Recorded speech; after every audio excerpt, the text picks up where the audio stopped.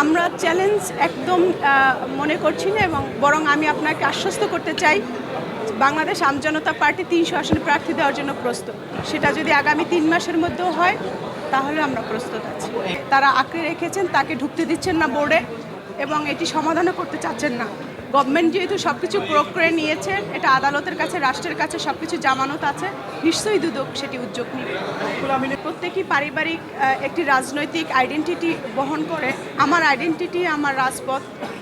আমাকে কেউ কেউ আসলে রাজপথের অগ্নিকন্যা বলেও আসলে সম্বোধন করে, যদিও আমি এটিতে খুবই লজ্জিত হই। আমি তবে সামনের সারির একজন সম্মুখ যোদ্ধা ছিলাম। এই ফ্যাসিস্টের আন্দোলনে একাধিকবার আহত হয়েছি, টিয়ার গ্যাস খেয়েছি, আপনাদের সামনেই অনেকবার নির্যাতনের শিকার হয়েছি। এটাই আমার শক্তি, এটাই আমার আইডেন্টিটি। আমি আসলে সাধারণ মানুষকে নিয়ে কাজ করতে চাই, তাই আমার দলের নাম হচ্ছে বাংলাদেশ আমজনতা পার্টি।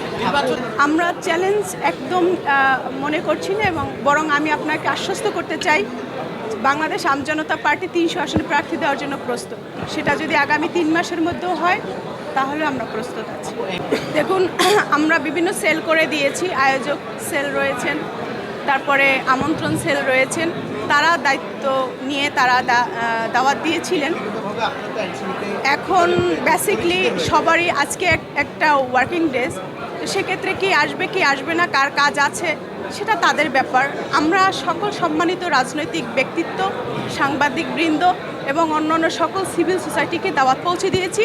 তারা হয়তো সশরীরে আসেনি, তবে তাদের আশীর্বাদ আমাদের কাছে পৌঁছে দিয়েছে। যদি কোনো ভালো কাজে বাধা না আসে তাহলে বুঝবেন যে আপনি ভুল পথে হাঁটছেন। ভালো কাজে যখন বাধা আসবে তখন বুঝবেন যে আপনি রাইট পথে হাঁটছেন। এই কমেন্টসগুলো, এই কথাগুলো একটা বাধা এবং এই বাধাটাকে আমি ইন্সপায়ার হিসেবে নিচ্ছি এবং আমার কাছে মনে হচ্ছে এটা আমি সঠিক পথে আছি। সরকারি ডিটেকটিভ জার্নালিস্ট রয়েছেন এবং ডিটেকটিভ ব্রাঞ্চ রয়েছেন, তারা আমার স্বামী এবং আমার বাবা আমার ব্যাংক অ্যাকাউন্ট চেক করুক। যদি এরকম কিছু সত্যতা পেয়ে থাকে, আমি যদি এটা অপরাধ করে থাকি, নিশ্চয়ই আমি এটার জবাব আমি আদালতে দেব। যারা আমাকে খুব বেশি ভালোবাসে তারা, সবার কারো প্রতি ঘৃণা নেই। লাস্ট একটা কথাই বলবো যে এই দেশ গণতান্ত্রিক দেশ। আমরা হিন্দু, মুসলমান, বৌদ্ধ, খ্রিস্টান, রাখাইন, বার্মা, মগ সকলকে নিয়েই আমরা আগামীর বাংলাদেশ গড়ব। দলমত নির্বিশেষে সকলকে হিংসা বিদ্বেষ দূর করে একই আমব্রেলার নিচে এসে আসুন, আগামীতে সুন্দর একটি নির্বাচন করি এবং আগামীর একটি সুন্দর বাংলাদেশ গড়ি এবং নতুন পুরাতন সকলকে নিয়েই, ছোট বড় সকলকে নিয়েই একটি আদর্শভিত্তিক বৈষম্যহীন বাংলাদেশ গড়ার লক্ষ্যে কাজ করি।